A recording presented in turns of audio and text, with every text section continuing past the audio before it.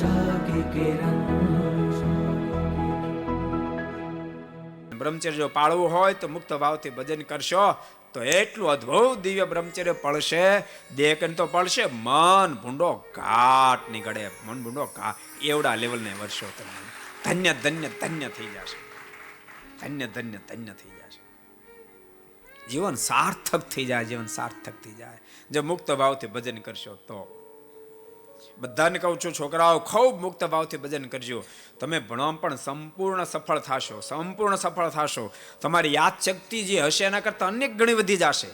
એવા દિવ્ય તમે અનુભવ સુધી પહોંચશો કે એની કોઈ મણા જ નહીં રહે, કોઈ મણા જ નહીં રહે.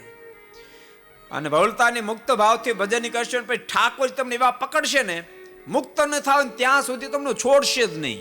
છોડશે નહીં માને ત્યાં સુધી તમને વેગળા નહીં થવા દે, જ્યાં સુધી તમે મુક્ત ન થઈ જાઓ ત્યાં સુધી.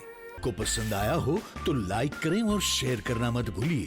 सब्सक्राइब करें सरदार कथा चैनल को और बेल आइकॉन पर क्लिक करना मत भूलिए लेटेस्ट वीडियो सबसे पहले पाने के लिए.